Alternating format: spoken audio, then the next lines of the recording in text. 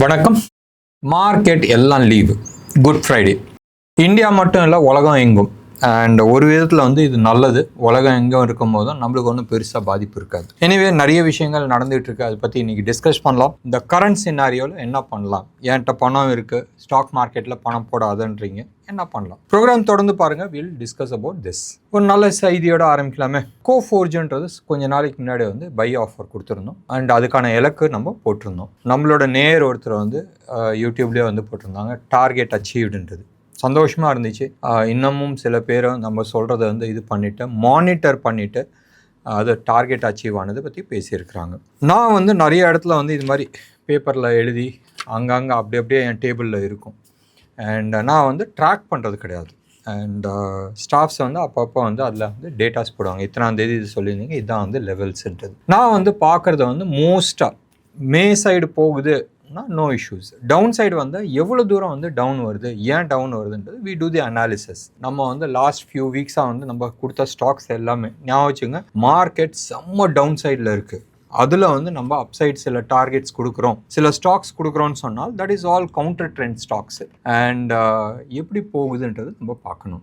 So எப்பயுமே அந்த sector நல்லா இருக்கா, அந்த செக்டாரில் யார் லீடர்னு பார்த்துட்டு அந்த சமயத்தில் ரைட் யார் லீடர்னு சொல்லிட்டு அதை பேஸ் பண்ணி நம்ம பிக் பண்ணுறோம். மியூச்சுவல் ஃபண்டில் இது மாதிரி சாய்ஸஸ் ரொம்ப கம்மி. ஏன் கம்மின்னு சொன்னால், நீங்கள் எனி மியூச்சுவல் ஃபண்ட் எடுத்து பாருங்களேன். ஈக்விட்டி மியூச்சுவல் ஃபண்டு ஆல்மோஸ்ட் ஒரு 60 ஸ்டாக்ஸ் மினிமம் இருக்கும். ஒரு சில ஸ்டாக்ஸ்லாம் ரீசெண்டாக நான் பார்த்த மிட் கேப் ஸ்மால் கேப் ஸ்டாக்ஸ்லாம் 120 200 210 ஸ்டாக்ஸ்லாம் வச்சுருக்கிறாங்க. என்னங்க பர்ஃபார்மன்ஸ் வரும்? மேக்ஸிமம் ஒரு போர்ட்ஃபோலியோவில் ஒரு 15 20 ஸ்டாக்குக்கு மேலே இருக்கிறது அர்த்தம் கிடையாது.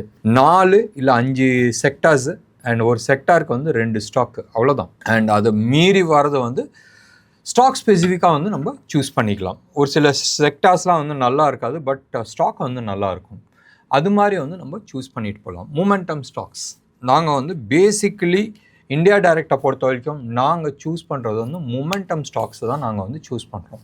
அதுதான் ஸ்விங் ட்ரேடிங்க்கு நல்லாயிருக்கும். நம்மளோட இலக்கு வேறு மாதிரி இருக்கும். And we work on different principle. சரி, இப்போ நம்ம மெயின் டாபிக் போயிடலாம். கரண்ட் சினாரியோவில் மார்க்கெட் எங்கே நிற்கும், ரைட்? நம்ம நேற்று வீடியோவில் சொல்லியிருந்தோம், புது டார்கெட் கீழே ஓப்பன் ஆகிருக்கு. மொதல் 21,170 நம்ம பேசிகிட்டு இருந்தோம். இப்போ 20,460 470 அந்த லெவலில் நம்ம பேசிகிட்டு இருக்கோம். இது ஈஸியாக உடையறதுக்கான வாய்ப்புகள் இருக்குன்ற மாதிரி தான் தோணுது. ஏன்னு சொன்னால் கண்டினியூஸாக டவுன் சைடு வந்துட்டுருக்கு வித்தவுட் எனி புல் பேக். கீழே வந்திருக்கு. ஸோ புல் பேக் ஒரு 25 to 38% போகணும், ப்ளஸ் டைம் கரெக்ஷன் ஆகணும். இது ரெண்டுக்குமே வாய்ப்பு கிடைக்க மாட்டேங்குது. ஸோ கண்டினியூஸாக டவுன் சைடு வருதுன்னு சொன்னால் அதுக்கு அர்த்தம் என்ன, இந்த டவுனுக்கு அப்புறமா ஒரு புல் பேக் போயிட்டு மறுபடியும் ஃபர்தர் டவுன் வரதுக்கான பாசிபிலிட்டிஸ் நிறையா இருக்குது. ஸோ தட் மீன்ஸ் 20,500 அந்த ஜோனில் நிற்க போகிறது கிடையாது. That is what is showing அடுத்த ஒரு 6 to 8 months பீரியடில். இந்த மார்க்கெட் இவ்வளோ அடி வாங்கினதுக்கப்புறமா நிறைய பேர் யோசிப்பாங்க. ஸ்டாக் மார்க்கெட்னா கேள்வி யோசிப்பாங்க. எடுத்து பாருங்களேன், 24க்கு அப்புறமாவே எத்தனை பேர் மியூச்சுவல் ஃபண்ட் வழியாக டைரெக்டாக ஸ்டாக் மார்க்கெட்டில் உள்ளே இறங்கினாங்க. ஏன்? பிகாஸ் அதுக்கு முன்னாடி 4 வருஷம் ரொம்ப நல்லா பர்ஃபார்மன்ஸ் பண்ணியிருந்தாங்க. தப்பாக எடுத்துக்காதீங்க நான் பேசுகிறது. மோஸ்ட்டாக ஆட்டு மந்தைங்களாக தான் இருக்கிறாங்க. ஸ்டாக் மார்க்கெட் 20 to 23 பயங்கரமாக ஓடிச்சு, எல்லாரும் இன்வெஸ்ட் பண்ணாங்க. 23 24 எடுத்து பார்த்தா ஸ்மால் கேப் மிட் கேப் பிச்சுக்கிட்டு போச்சு. உடனே ஸ்மால் கேப் மிட் கேப்பில் போய் இன்வெஸ்ட் பண்ண ஆரம்பித்தாங்க. இப்போ ரீசெண்டாக நீங்கள் எடுத்து பார்த்தீங்கன்னா கோல்டு அண்ட் சில்வர் தார்மாராக போக ஆரம்பிச்சிச்சு. உடனே எல்லாரும் கோல்டு அண்ட் சில்வரில் போனாங்க. இதுக்கு முன்னாடி ரைட் ஆப்ரேஷன் சிந்தூருக்கு ஒரு மாதத்துக்கு முன்னாடி நீங்கள் எடுத்து பார்த்தீங்கன்னா டிஃபென்ஸ் ஸ்டாக்ஸ்லாம் பயங்கரமாக தூக்கிச்சு. உடனே டிஃபென்ஸ் ஸ்டாக்ஸ்குள்ளே போக ஆரம்பித்தாங்க. எப்பயுமே நீங்கள் பார்த்துட்டு இருக்கிறது நியூஸில் ரைட். ஒரு நியூஸ் வந்தோடனே அந்த நியூஸ் பேஸில் நீங்கள் டார்கெட் பண்ணுறீங்க. நியூஸ் மூமெண்ட் ஒரு விஷயம் செய்தி வருதுன்னு சொன்னால் அதுக்கு அர்த்தம் என்னன்னா அந்த ஈவெண்ட் முடிஞ்சு போனதுக்கு அப்புறமா தான் செய்தி வருது, ரைட்? ஸோ செய்தி வந்ததுக்கு அப்புறமா நீங்கள் இன்வெஸ்ட் பண்ணுறதுல அர்த்தம் கிடையாது. ஒரு செய்தி வருதுன்னு சொன்னால் அந்த செய்தி வரத்துக்கு முன்னாடி சில சிம்டம்ஸ் காட்டும். அப்போ சிம்டம்ஸ் காட்டும்னா செய்தி என்னாதுன்றது நம்மளுக்கு தெரியாது, ரைட்? ஏதோ ஒரு செய்தி இந்த பர்டிகுலர் ஸ்டாக்ல வரப்போகுதுன்றது நம்ம சார்ட்டை வச்சு நம்ம கண்டுபிடிக்க முடியும். அண்ட் லாஸ்ட் ஒரு 1 இயராக இதுக்கான டெமான்ஸ்ட்ரேஷன்ஸ் நிறைய விஷயத்தில் வந்து நம்ம பார்த்துருக்குறோம் இந்த சேனலை பொறுத்த வரைக்கும். அப்போ ஒரு ஈவெண்ட் வரத்துக்கு முன்னாடி நம்ம ஒரு ஸ்டாக் ஐடென்டிஃபை பண்ண முடியும்னு சொன்னால் ப்ராபப்ளி வாங்கலாம். ஒன்று. ரெண்டாவது, அந்த ஸ்டாக்கோட ஸ்டாப் லாஸ் வந்து ரொம்ப ஷார்ட்டாக இருக்கும். ஏன்னா அந்த ஈவெண்ட் வரத்துக்கு முன்னாடி நம்ம வந்து பை பண்ணுறோம். எனக்கு யாரும் ஃபோன் பண்ணி சொல்லு, பட் சார்ட்டில் வந்து காட்டுது. யாரோ ஒருத்தர் வந்து ஒரு ஈவெண்ட் நடக்க போகுதுன்னு சொன்னால் அந்த ஈவெண்ட்டை சம்மந்தப்பட்ட ஆட்கள் இருப்பாங்க, அவங்கள சுற்றி இருக்கிற ஆட்கள் இருப்பாங்க, அவங்கெல்லாமே வந்து ஸ்டாக் வாங்குவாங்க. அந்த ஸ்டாக் வாங்கும் போதும் அந்த ஸ்டாக்கில் வந்து சில மொமெண்டம்ஸ் வரும், சில குறும்புத்தனம் தெரியும், ரைட்? ப்ரைஸ் அங்கேயே இருக்கும், அக்யூமுலேஷன்ஸ் ஆகிட்டு இருக்கும். ஸோ இது மாதிரி விஷயத்தெல்லாம் வந்து நம்ம ஐடென்டிஃபை பண்ணி ஓகே சொல்லிவிட்டு மினிமம் ஸ்டாப் லாஸ். நான் அடிக்கடி சொல்கிற இது, பாயிலேருந்து கீழே விழுந்தால் ஒன்றும் பெருசாக அடி வாங்காது, கட்டிலேருந்து வாங்கினா கூட ஒரு அடி வாங்கும். ஸோ அது மாதிரி மினிமம் ஸ்டாப் லாஸ் வச்சுக்கிட்டு நம்ம வந்து பை பண்ண முடியும். அண்ட் ஆல்வேஸ் நம்மளது வந்து மினிமம் 1:2 தான் நம்ம வந்து டார்கெட் பண்ணுறோம். லாபம் 20 ரூபா நம்ம டார்கெட் பண்ணுறோன்னு சொன்னால் லாஸ் 10 ரூபா தான் இருக்கும். And most of our stock pick எல்லாமே நீங்கள் வந்து எடுத்து பாருங்கள். லாஸ்ட் ஒரு 4 இயர்ஸ் நீங்கள் ஸ்டாக் பிக் எடுத்து பாருங்கள். நம்மளோட ஸ்டாக் பிக் வந்து மினிமம் 1:5 1:6 தான் இருக்கும். லாஸ் வந்துச்சுன்னா 10 ரூபா, லாபம் வந்துச்சுன்னா பெருசாக இருக்கும். இதில் வந்து சில தவறுகள் நான் பண்ணியிருக்கிறேன். நிறைய ஸ்டாக்ஸ் எல்லாம் வந்து தேவையில்லாத நான் வந்து ஹோல்ட் பண்ணியிருக்கிறேன். இதில் வந்து எடுத்து பார்த்தீங்கன்னா இனிஷியல் ஸ்டேஜில் வந்து ஐஓபி ரொம்ப டீப் கரெக்ஷன் வர வரைக்கும் நான் ஹோல்ட் பண்ணிகிட்டு இருந்தேன். இப்போ ரீசெண்டாக நான் அதுவும் ஆயிடுச்சு, ஒரு 1.5 வருஷமாக ஆயிடுச்சு. சுஸ்லான் வெரி பாட்டம் ப்ரைஸிங்கில் வந்து நாங்கள் வந்து பிக்கப் பண்ணோம். அண்ட் ஆல்மோஸ்ட் 88 போயிட்டு கீழே வந்து பிலோ 50 வர வரைக்கும் நாங்கள் வந்து ஹோல்ட் பண்ணிகிட்டு இருந்தோம். அண்ட் இன்னமும் சில பேருக்கு வந்து ஹோல்ட் பண்ணிகிட்டு இருக்கோம். ஸோ இது மாதிரி சில ஸ்டாக்ஸ் எல்லாம் நான் வந்து எக்ஸிட் பண்ணுறதுல வந்து சில தவறுகள் பண்ணியிருக்கலாம். That is because over confidence. நம்ம வந்து ஸ்டாப் லாஸ் மெயின்டைன் பண்ணாததுக்கு வந்து ஒன் ஆஃப் த ரீசன்ஸாக இருக்கும். So stop loss always maintain பண்ணுங்கள். இல்லைன்னு சொன்னால் அதுக்கான விளைவுகள் கொடுக்க வேண்டியது இருக்கும். So with this information, stock மார்க்கெட்டில் நீங்கள் வரணும்ன்றது நீங்கள் விருப்பப்பட்டால் டைரக்ட் ஸ்டாக் மார்க்கெட், மியூச்சுவல் ஃபண்டை கரண்ட் ஸ்டேஜில் வந்து ஐ வில் நாட் அட்வைஸ். ஏன்னு சொன்னால் it will take longer time to recover. ஒரு பீரியட் ஆஃப் டைம் நான் வந்து அப்படியே அக்யூமுலேட் பண்ணிட்டு போகலாம். இதுதான் வந்து நிறைய பேர் பண்ணுறாங்க. எஸ்ஐபி வந்து நீங்கள் வந்து ஸ்டாப் பண்ணாதீங்க, ஆவரேஜ் பண்ணிகிட்டே வாங்க, உங்களோட கோல் வந்து லாங் டேர்மில் இருக்குது. இது எல்லாம் மார்க்கெட்டிங் கிமிக்ஸ், ரைட்? எப்படி நீங்கள் வந்து ஒரு காலத்தில் நான் இன்னைக்கு கூட வந்து இன்சூரன்ஸில் இன்வெஸ்ட் பண்ணுங்கள், உங்கள் பையனோட படிப்புக்கு வந்து யூஸ் ஆகும், உங்களோட ரிட்டையர்மெண்ட்டுக்கு வந்து யூஸ் ஆகும். எவ்வளோ பேர் விற்றுட்ருக்காங்க இன்சூரன்ஸ் பாலிசியை. அதே கதை தான் இது. எப்பயுமே வந்து இன்சூரன்ஸ் பாலிசியை வந்து இன்வெஸ்ட்மெண்ட்டாக வாங்காதீங்க, யூலிப் பாலிசியும் வாங்காதீங்க. இதெல்லாம் வந்து it's not a pure investments, right? அதை வந்து இன்சூரன்ஸாக வாங்குறீங்களா வாங்கிங்க, நோ இஷ்யூஸ், ரைட்? இன்சூரன்ஸில் நீங்கள் ஆக்சுவலாக வாங்கணும்னு சொன்னால் டேர்ம் பாலிசி தான் வாங்கணும், நாட் என்டோமெண்ட் பாலிசி. என்டோமெண்ட் பாலிசினாவே ரிட்டர்ன்ஸ் வருது, ப்ரீமியம். ஸோ இன்னைக்கு டேட்டில் எத்தனை பேர், almost 99% of the people endowment பாலிசியை இன்வெஸ்ட்மெண்ட்டுன்னு சொல்லிட்டு தான் விற்கிறாங்க. ஸோ அது மாதிரி வாங்காதீங்க. ஸோ நீங்கள் வந்து ஈக்விட்டியில் மியூச்சுவல் ஃபண்டும் இதே மாதிரி தான். வென் இன்சூரன்ஸில் வந்து அது இருக்குன்னு சொன்னால் மியூச்சுவல் ஃபண்டில் வந்து ஒரு லாங் பீரியட் ஆஃப் டைமில் என்னங்க அர்த்தம்? எஸ் கிடைக்கும், நான் இல்லைன்னு நான் சொல்ல. பட் நீங்கள் இது அடிக்கடி நான் பேசிகிட்டு இருக்க ஒரு விஷயம், 2020 நம்பர் 1 இருந்த லார்ஜ் கேப் ஃபண்டு ஒன்று எடுங்க, மிட் கேப் ஃபண்டு எடுங்க, ஸ்மால் கேப் ஃபண்டு எடுங்க. இன்றைக்கி அந்த என்ன லெவலில் இருக்குது? போன வருஷம் டாப் பர்ஃபார்மிங் ஃபண்டு எடுங்க, இன்றைக்கி என்ன நிலைமையில் இருக்குன்னு எடுங்க. ஸோ ஒவ்வொரு வருஷமும் எவ்ரி 3 மாதம் 4 மாதத்துக்கு ஒருத்தர அந்த ஃபண்டு வந்து மாறிக்கிட்டே இருக்குது. ஒன்று. ரெண்டாவது, அந்த ஃபண்டு வந்து அன்னைக்கு வந்து டாப் பர்ஃபார்மராக இருந்திருக்கும், அதுக்கப்புறமா பட்டு கேவலமாக இருக்கும். இன்றைக்கி நம்பர் 1 இருக்கிறது வந்து அடுத்த 6 மாதம் கழித்து பார்த்தா நம்பர் 18 இல்லை நம்பர் 20th இல்லை அந்த செக்டார்லேயே வந்து பட்டு கேவலமாக இருக்கும். இது நடந்துகிட்ருக்கு. ஸோ எப்பயுமே வந்து என் ஃப்ரெண்டை பார்த்து இல்லை இதனா சோ கால்டு ஆன்லைன்லலாம் நிறைய விஷயங்கள் வரும், அன்னைக்கு டேட்டில் அது இதாக இருந்திருக்கும். பட் எத்தனை பேர் வந்து மியூச்சுவல் ஃபண்டை ரிவ்யூ பண்ணுறீங்கன்றது பார்த்துங்க. இப்போ இருக்கிற சூழ்நிலையில், கரண்ட் சூழ்நிலையில் நீங்கள் வந்து ஈக்விட்டியில் இன்வெஸ்ட் பண்ணணும் நினச்சால் அடுத்த 5 வருஷத்துக்கு வந்து எனக்கு ரிட்டர்ன் வராது, நான் போடுற கேஷுக்கு ரிட்டர்ன் வராதுன்னு நினச்சிக்கிட்டு நீங்கள் இன்வெஸ்ட் பண்ணால் தான் safe. Minimum 3 to 4 years or 5 years பிடிக்கும் ரிட்டர்ன்ஸ் நீங்கள் வந்து பார்க்குறதுக்கு. எனக்கு வந்து மினிமம் எஃப்டி ரிட்டர்ன் கிடைக்குமா? சத்தியமாக கிடைக்காது. சரியா? இதுதான் வந்து கரண்ட் சினாரியோ. இது மனசில் வந்து ஆழமாக வச்சுங்க. அண்ட் எஸ்பெஷலி நான் வந்து ஸ்மால் கேப் வாங்குறேன், மிட் கேப் வாங்குறேன்னு சொன்னால் இன்னும் ஹை ரிஸ்க். மார்க்கெட்டில் இன்னும் மார்க்கெட் கீழே உழுவ ஆரம்பிக்கவே இல்லைன்னு தான் நிறைய பேர் வந்து சொல்லிட்டு இருக்காங்க. Real fall is yet to come. என்ன ரிஸ்க் இருக்குது? மிடில் ஈஸ்ட் ரிஸ்க் இருக்குது. நாளைக்கே இந்த போர் நின்று போச்சுன்னா என்ன ஆகும்? ஸ்டில் ரிஸ்க் இருக்குது. எல்பிஜி செட்ரைட் ஆகிறதுக்கு டைம் பிடிக்கும். ஆயில் ப்ரைஸ் பிலோ 100 வராது, ரைட்? இது ரெண்டும் வரலன்னு சொன்னால் இந்தியாவுக்கு வந்து என்ன நஷ்டம்? ரூபி டிப்ரிஷியேட் ஆகும். நம்மளோட எக்ஸ்போர்ட்ஸ் பாதிப்பு வரத்துக்கு வாய்ப்புகள் உண்டு. நிறைய பேர் வெளிநாட்டில் இருந்து வேலையை விட்டு தூக்குறாங்க. அவங்க எல்லாமே வந்து இந்தியாவுக்கு திரும்பி வருவாங்க. ஓரக்கல்ல 12,000 பேரை வேலை விட்டு தூக்குனாங்க. டிசிஎஸ்ல 12,000 பேரை வேலை விட்டு தூக்குனாங்க.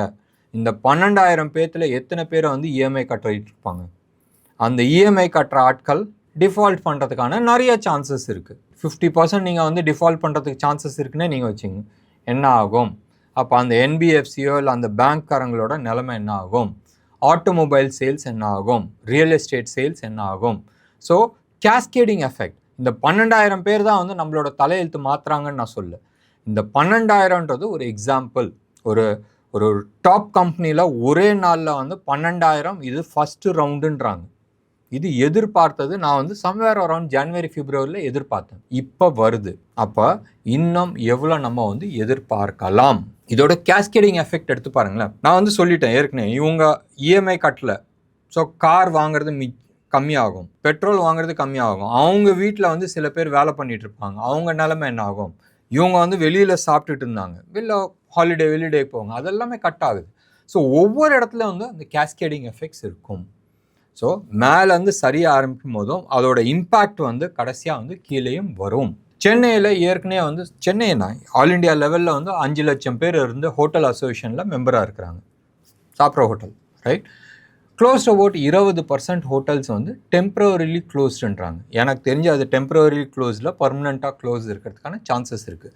தள்ளு வண்டியிலலாம் நிறைய இந்த கையேந்தி பவன்லலாம் இருந்தது எல்லாமே நிறைய அடி வாங்கியிருக்கு. அதோட எஃபெக்ட்ஸ் என்ன ஆகுன்றது யோசனை பண்ணி பாருங்கள். கேஸ் ப்ராப்ளம் இம்மீடியட்டாக சால்விங் கிடையாது. 2,000 ரூபா கமர்ஷியல் கேஸ், ரைட்? 2,000 ரூபா 2,300 ரூபாய்க்கு விற்றுக்கிட்டு இருந்தது. 2,100 ரூபாய்க்கு விற்றுக்கிட்டு இருந்தது. கவர்மெண்ட்டே வந்து 10% ஏற்றியாச்சு. மண்டேலேருந்து ஏற்றி விட்டாங்க. That's okay, right? வெளியில் வந்து 4,000 ரூபா 5,000 ரூபாய்க்கு தான் கேஸ் சிலிண்டர் கிடைக்குது. நேற்றுலாம் வந்து 6,000 ரூபான்னு சொல்லிட்டு இருந்தாங்க. 5,000 ரூபா கிடைக்கல, 6,000 ரூபான்னு சொல்லிட்டு இருந்தாங்க. நினச்சி பாருங்கள் என்ன ஆகுன்றது. அப்போ ஹோட்டலில், இப்போ எங்கள் ஹோட்டலில் எடுத்து பாருங்களேன். எங்கள் ஹோட்டலில் தோசை வந்து மொதல் 70 ரூபா இருந்துச்சு, இன்றைக்கி 80 ரூபா ஆக்கியாச்சு. 10 ரூபா இன்க்ரீஸ் ஆகிருக்கு. நிறைய பேர் வந்து கேட்குறாங்க, ஏன் சார் 10 ரூபா இன்க்ரீஸ் ஆனாங்க? இன்ஃப்ளேஷன்.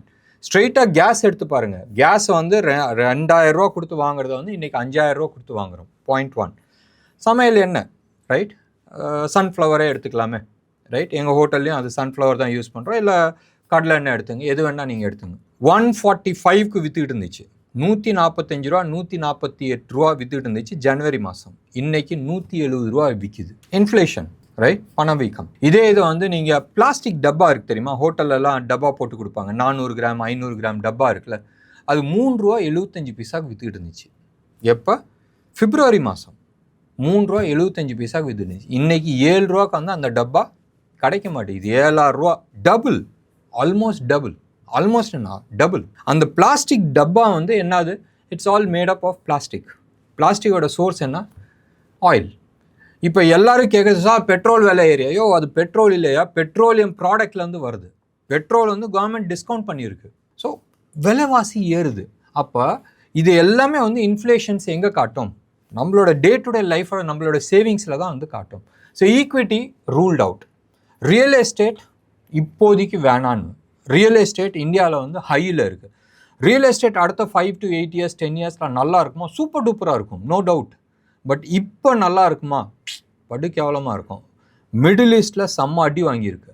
அதோட ரிஃப்ளெக்ஷன்ஸ் பாம்பேயில் வந்து தெரியுதுன்றாங்க. பாம்பேயில் வந்து already 8 to 10% real estate price உளுந்துருக்குன்றது சொல்கிறாங்க. சென்னையில் தமிழ்நாட்டிலையும் உழுவுறதுக்கான வாய்ப்புகள் இருக்குது. உழுவுலாட்டினாலும் இப்போ பெங்களூரில் வந்து லாஸ்ட் 10 வருஷமாகவே இதோ உளுந்துருன்றாங்க. ஆனால் உழுவ மாட்டேங்குது. உழுவாத சமயத்தில் என்ன ஆகுது? அடுத்த ஒரு 4 வருஷம் 5 வருஷம் அதே இடத்துல ப்ரைஸ் நிற்கிது. ப்ரைஸ் மேலே ஏறலாட்டினா தட் மீன்ஸ் உங்களோட இன்வெஸ்ட்மெண்ட் என்ன ஆகுது? ஸோ நான் பார்க்கிங் கோசம் தான் நான் பார்க்குறேன்னு சொன்னால் அதுக்கு எஃப்டிலே போட்டுட்டு போகலாமே.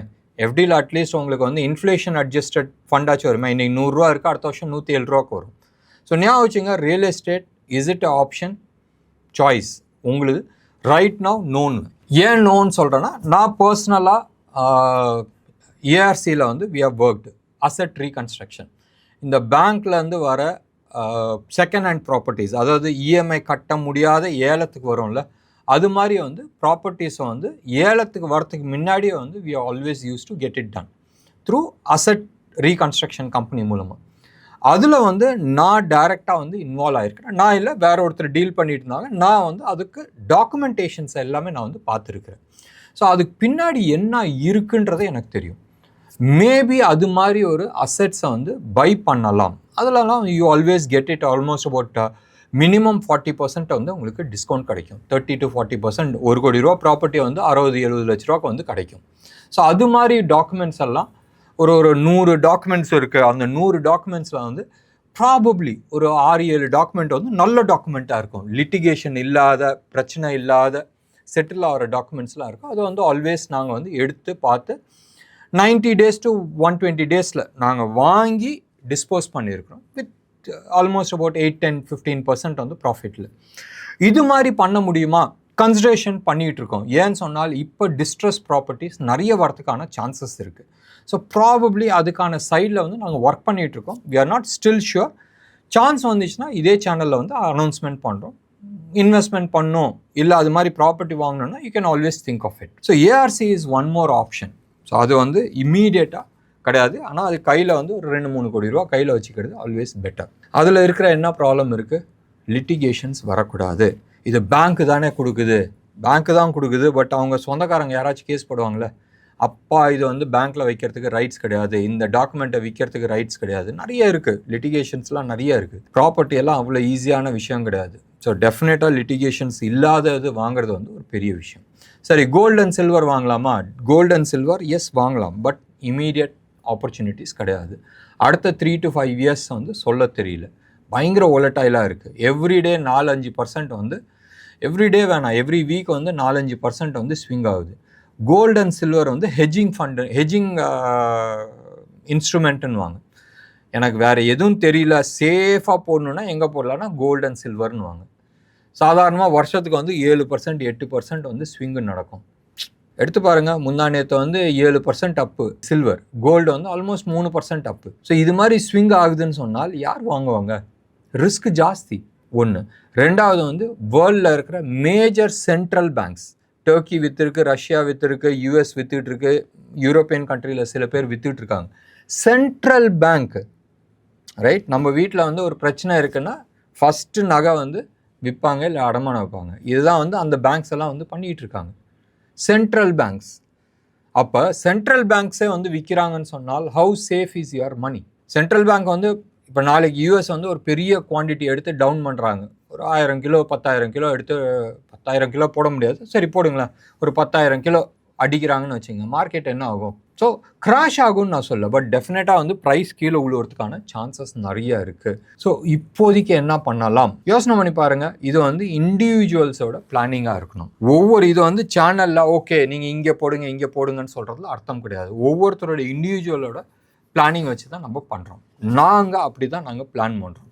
ஃபஸ்ட்டு கேட்குறது உன் ஏஜ் என்ன, நீங்கள் என்ன பண்ணுறீங்க, உங்கள் சில்ட்ரன்ஸ் என்ன பண்ணுறாங்க, எங்கே இந்த பணம் தேவைப்படுது, இம்மீடியட்டாக தேவை இருக்கா, இல்லை இமீடியட்டாக தேவை இருக்குன்னா எவ்வளோ % ஆஃப் ரிட்டர்ன்ஸ் தேவை, அண்ட் எவ்வளோ இவங்க வந்து ரிஸ்க் எடுக்கிறதுக்கு ரெடின்னு சொல்கிறதோட, நிறைய பேர் வயிற்றொல்லியோடு வருவாங்க, பயங்கர ரிஸ்க் எடுக்கிறதுக்கு ரெடியாக இருப்பாங்க, பட் அவங்க ப்ரொஃபைல் வந்து அது எடுக்கிறதுக்கு அலோவ் பண்ணாது.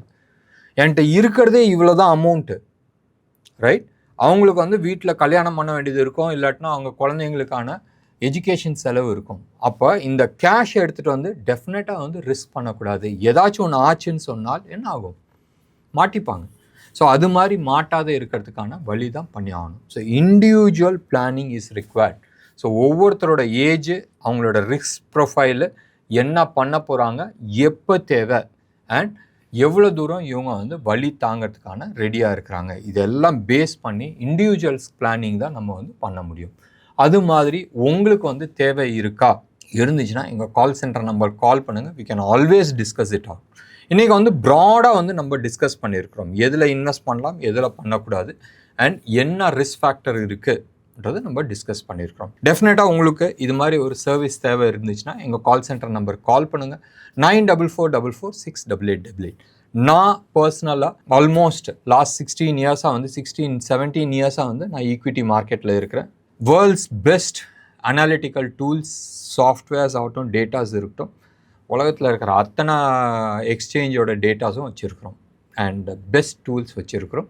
அதுக்கான நாலேஜ் பேஸும் இருக்குது. இது ஒன்று. நான் சிபி ரிஜிஸ்டர்டாக இல்லை, ரைட்? நான் சிபி ரிஜிஸ்டர்ட் கிடையாது. மியூச்சுவல் ஃபண்ட் அட்வைசிங் பண்ண முடியுமா? எஸ், பண்ண முடியும். நான் ஆம்ஃபி எக்ஸாம் கிளியர் பண்ணியிருக்கிறேன் அண்ட் மியூச்சுவல் ஃபண்ட் டிஸ்ட்ரிபியூட்டராக இருக்கேன். 2012 இருக்கிறேன். ஏன்ட்ட இருக்கிற அனாலிட்டிக்கல் டூல்ஸ் ஆகட்டும், இல்லை சாஃப்ட்வேர்ஸ் இருக்கட்டும், எது வேணால் எடுத்துங்க, right? One of the best tools வந்து இன்ஹவுஸ் வச்சுருக்கிறோம். அப்போ எந்த ஃபண்டு வந்து பெட்டர்னு என் ஆஃபீஸில் நிறைய பேர் வந்திருக்கிறாங்க அண்ட் டூல்ஸும் பார்த்துருக்குறாங்க. ஸோ என்ன மாதிரி செக்டார்ஸ் ஆர் எந்த மாதிரி அசட் கிளாஸ், ரைட், அந்த அசட் கிளாஸில் ஒரு ஃபண்டு எடுக்கிறாங்க, அது பெட்டராக அதோட பெட்டர் இருக்கான்றது நம்ம பார்க்குறோம். அந்த அசட் கிளாஸ்க்குள்ளே லெட்ஸ் சே ஒரு லார்ஜ் கேப் ஃபண்டுன்னு வச்சுங்க, இல்லை மல்டி கேப் ஃபண்டுன்னு வச்சுங்க. அந்த மல்டி கேப் ஃபண்டுக்குள்ளே, ரைட், என்னென்ன ஸ்டாக்ஸ் வாங்கியிருக்கிறாங்க, அது எவ்வளோ பர்சன்டேஜ் வாங்கியிருக்கிறாங்க. சரி, ஒரு ஒரு ஒரு 50 ஸ்டாக் இருக்குதுன்னு சொன்னால் டாப் 10 ஸ்டாக்ஸ் நம்ம வந்து எடுக்கிறோம், அது எவ்வளோ பர்சன்டேஜ் போகுது. டாப் 10 ஸ்டாக்ஸில் வந்து லெட்ஸ் சே ஒரு 30% போகுதுன்னு சொன்னால் அந்த 30% ஸ்டாக்ஸு, அந்த ஸ்டாக்ஸோட பர்ஃபார்மன்ஸ் எப்படி இருக்குது பார்த்தா, இந்த 30% ஹோல்டிங் இருக்குல்ல, அந்த ஸ்டாக்ஸ் கீழே உழுவ போகுதுன்னு சொன்னால் அந்த ஃபண்ட் வந்து it's not going to perform well. Simple. So இந்த மாதிரி வந்து நாங்களால் அனலைஸ் பண்ண முடியும். கோல்டு அண்ட் சில்வர் எக்ஸ்பீரியன்ஸ் இருக்கா? நிறைய ஜுவல்லரிஸ், லார்ஜ் ஜுவல்லர்ஸ்க்கு வந்து நாங்கள் வந்து அட்வைசரி பண்ணிகிட்ருக்கோம். ஸோ டெஃபினட்டாக வந்து hands on experience on gold and ஜுவல்லரிஸில் வந்து இருக்குது. கோல்டு அண்ட் சில்வர் பார்ஸ்லேயும் வந்து எங்களுக்கு இருக்குது. ரியல் எஸ்டேட் பற்றி தெரியுமா? எனக்கு ரியல் எஸ்டேட் எக்ஸ்பர்ட் கிடையாது. பட் நாங்கள் ஏஆர்சி, ரைட், அசட் ரீகன்ஸ்ட்ரக்ஷன், அது பண்ணும் போதும் ஒவ்வொரு டாக்குமெண்ட்டும் வரும் போதும் அந்த டாக்குமெண்ட் என்ன ஆகுதுன்றது நாங்கள் பார்ப்போம். வேல்யூவேஷன்ஸ் நாங்கள் பார்த்தது உண்டு அண்ட் எந்த ஏரியாவில் எப்படி போகுதுன்றது ஓரளவுக்கு பண்ண தெரியும். மற்றது டாக்குமெண்ட்டை இன்டெப்த் அனலைஸ் பண்ணுறதுக்கு, அந்த ஏரியா பற்றி எப்படி இருக்குன்றது ரியல் எஸ்டேட் சைடில் வந்து நிறைய நபர்கள் இருக்கிறாங்க. எங்களோட மெயின் பிஸ்னஸ் என்னது? Website designing. வெப்சைட் டிசைனிங் 95 இருக்கிறோம். ஸோ 95 இருக்கிறோன்னா எத்தனை ரியல் எஸ்டேட் கம்பெனி எங்கள்கிட்ட வந்து வெப் ஹோஸ்டிங் பண்ணியிருப்பாங்க அண்ட் எத்தனை வருஷமாக இருப்பாங்க. So definitely we have direct knowledge இல்லாட்டினாலும் யாருக்கு நாலேஜ் இருக்கோ அவங்க கூட வந்து கான்டாக்ட்ஸில் இருக்கிறோம். So we'll be able to ஓரளவுக்கு வந்து கெஸ் பண்ணி ஹெல்ப் பண்ண முடியுன்றது எங்கள் நம்பிக்கை. என்ன நேயர்களே, இன்னைக்கு ப்ரோக்ராம் உங்களுக்கு பிடிச்சிருந்துச்சுன்னா லைக் பண்ணுங்கள், ஷேர் பண்ணுங்கள். டெஃபினட்டாக உங்களோட கமெண்ட்டை நான் எதிர்பார்க்குறேன். நன்றி, வணக்கம்.